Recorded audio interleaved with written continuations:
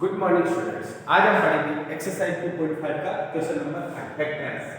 तो देखो फैक्टराइज, इसमें आपको जो क्वेश्चन दिया हुआ बेटा ये ऑलरेडी ब्रैकेट सिंपल किया हुआ है, उसके बाद किया, तो आपको इसमें जज करना है, इसको बेटा ब्रैकेट के अंदर ये करना है, सेट करना है। तो आपको देखना है कि बेटा इसमें कौन सा फॉर्मूला लगा है। तो आपको दिख रहा है बेटा स्क्वायर स्क्वायर स्क्वायर दिख रहा है। तो मैंने जो आइडेंटिटीज लिखवाई आपको, आइडेंटिटी सारी आइडेंटिटीज लिखवाई, उनमें से आपको याद हो तो बेटा थर्ड वाली आइडेंटिटी थी अपने पास स्क्वायर वाली, a square plus b square plus c square. मैंने बताया था बेटा a plus b plus c लिखवा रहा हूं मैं। क्वेश्चन में x y z भी आ सकता है, ये g भी आ सकता है, कुछ भी दे सकता है, बट आपको ये ध्यान रखना कि पैटर्न कौन सा है, इसको फॉलो करना है। तो इसमें x y z दिया, तो माइंड में अपने वो होना चाहिए कि कौन सी आइडेंटिटी लगेगी। ये तो कंफर्म हो गया कि सर आइडेंटिटी तो वही लगेगी, कौन सी, मैं x y z लिख देता हूं यहां पे ताकि आपको कोई दिक्कत नहीं हो। सर आइडेंटिटी तो यही लगेगी। आइडेंटिटी क्या थी बेटा, कि x square plus y square plus z square plus 2xy plus 2yz plus 2zx। Identity तो यही फॉलो करेगी। ओके डन, ठीक है, आपने बोला, मैंने इसको लिया। अब करते हैं स्टार्ट आगे। आगे क्या करना है बेटा, अब ये पैटर्न आपको दिया हुआ है, इससे जस्ट पीछे वाले क्वेश्चन में क्या था बेटा, ये पैटर्न आपको दिया होता है, इस पैटर्न में आपको करना होता है। इस वाले क्वेश्चन में ये पैटर्न दिया है, चलो फोर्थ क्वेश्चन था, आपको ये दिया था, ये करना। Okay done. और इस वाले क्वेश्चन में आपको बेटा ये दिया हुआ है, इसको इसमें लाना। Okay done. तो देखो स्टार्ट करते हैं। पहले करना है x स्क्वायर, ठीक है, x स्क्वायर दिया हुआ है, x स्क्वायर दिया है। तो बेटा मैं इसको ऐसे भी लिख सकता हूं ना, 2x का होल स्क्वायर लिख सकता हूं, क्योंकि ये बना 4x स्क्वायर प्लस, मैं बेटा इसको ये लिख सकता हूं 3y का होल स्क्वायर। ओके, फिर बेटा z है, तो बेटा मैं इसको प्लस 4z का होल स्क्वायर लिख सकता हूं। इस पैटर्न के अकॉर्डिंग ये लिखिए। अब बेटा आपको इसको देखना ही नहीं है, चाहे आप चाहो, बस ये ध्यान रखना कि माइनस दिया तो माइनस करना है, बाकी आपको अब खोलना है इस फॉर्मूला के अकॉर्डिंग। अब फॉर्मूला क्या कहना है बेटा, अब यहाँ पहले फिलहाल मैं प्लस लगा रहा हूँ, फिर जो प्लस माइनस होगा, अभी तो मुझे ये भी पता नहीं बेटा यहाँ प्लस आएगा माइनस आएगा, अपन ने अभी फिलहाल ये पैटर्न इसको फॉलो किया, उसके बाद में आपको पता चलेगा कौन प्लस का कौन माइनस का, सब बाद में चलेगा। तो देखो 2xy, 2x कितना है बेटा, x देखो ये वाला x रहेगा, ये y रहेगा, ये z रहेगा, x y z x y z। तो बेटा x कितना है 2x, मल्टीप्लाई में कितना बेटा 2x, ओके, y में है 3y, मल्टीप्लाई 3y। तो देखो कितना होगा बेटा, 2 को 2 से किया, 4 को 3 से किया, 12 है xy, क्या बेटा 12xy है ना, हाँ, मतलब पैटर्न को फॉलो कर रहा है। अभी तक बेटा प्लस ही है, कोई दिक्कत नहीं। अब करना है बेटा आपको प्लस 2yz, मैं प्लस 2yz ले रहा हूं बेटा, y ले रहा हूं, y कितना है यहाँ पे 3y, मल्टीप्लाई में मैंने किया 3y, एंड z कितना 4z, तो मल्टीप्लाई में बेटा मैंने 4z लिया। तो बेटा देखो 2 को 3 से किया 6 को 4 से किया 24yz आ रहा, बट बेटा माइनस आ रहा है। तो एक चीज कंफर्म होगी बेटा, y तो प्लस का ही है, क्योंकि बेटा y यहां भी आया, अगर माइनस का होता तो बेटा इसको भी वो माइनस कर देता, ये प्लस का ही है, तो माइनस का कौन है बेटा 4z, माइनस का कौन है बेटा 4z है माइनस का, तो इसने कर दिया। अब देखते हैं यहां पे लास्ट में प्लस, तो बेटा मैं इसको हाँ ऐसे वैसे देख लेने तो खुलेगा, तो बेटा वो माइनस दे देगा, उससे छोड़ो। 2zx, z क्या है बेटा कंफर्म हो गया -4z, अब तो मुझे कुछ करने की जरूरत नहीं, -4z मल्टीप्लाई में क्या है x क्या है अपने पास, वापस 2x है, वापस इसको भी मल्टीप्लाई करके चेक कर रहा हूं बेटा, 2 को 4 से क्या 8 को 4 से क्या 16 वो भी किसका चाहिए माइनस का, तो अपना रिजल्ट 1।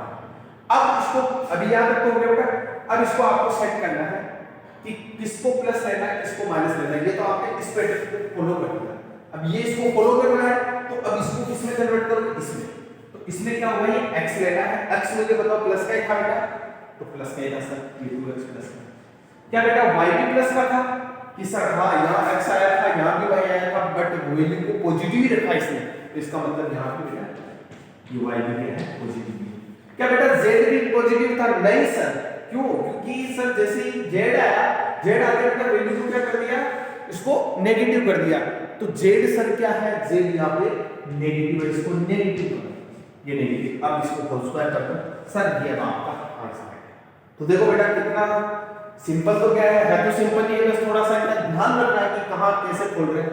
अब सोच रहे होंगे बच्चे कि इतना बड़ा ऐसे किया, हमें कैसे पता चलेगा, हम कैसे करेंगे, करते करते या हमें कैसे पता चलेगा कि प्लस आएगा माइनस आएगा।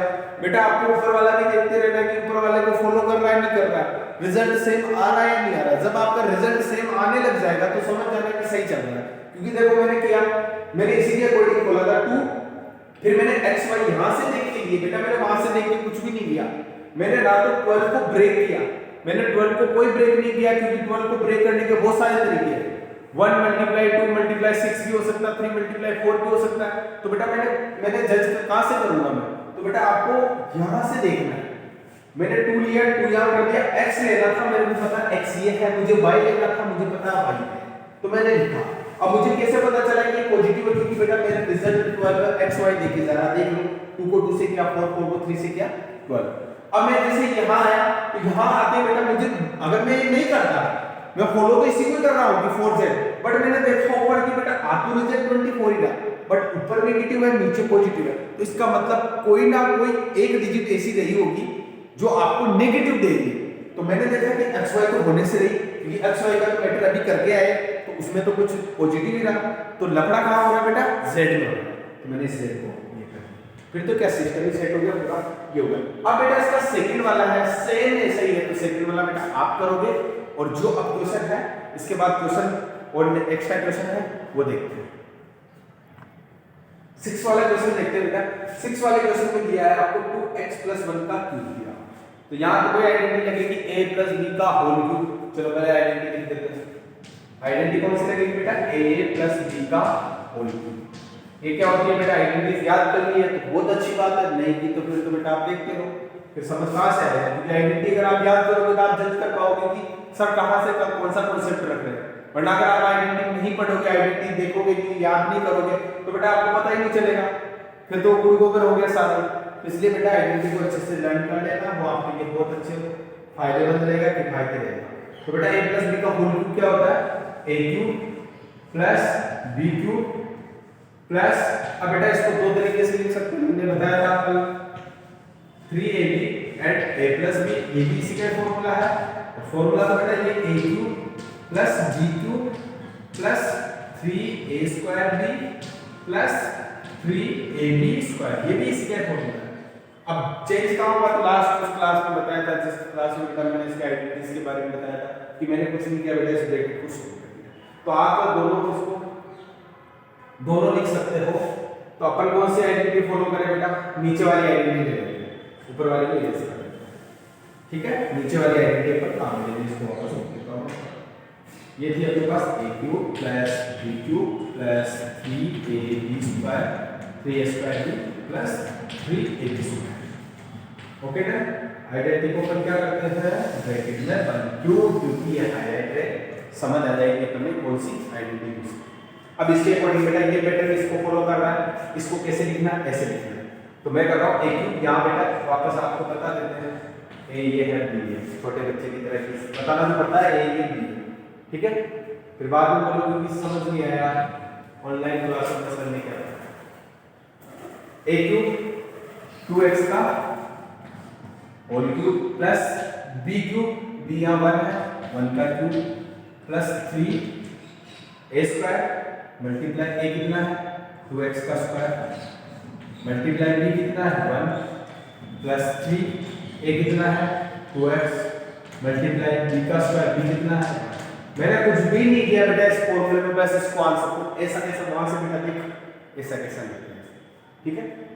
2x का क्यूब कितना होता है बेटा, क्यूब करना मीन कि बेटा 2 को 3 टाइम लिखना, सिंपल है। 2 × 2 4, 4 × 2 8, ये तो हो गया 8x की पावर 3 प्लस 1 की पावर कितनी, प्योर रिजल्ट 1 ही आता है। अब देखो 3 को पहले बेटा ब्रैकेट छोड़ देंगे, प्लस 2 का स्क्वायर कितना होता है, 4x² होता है, तो x² को फिलहाल रख लेते हैं। 4 हुआ, 4 को 3 से मल्टीप्लाई किया 12 आया, 12 को 1 से मल्टीप्लाई किया 12 ही रहेगा।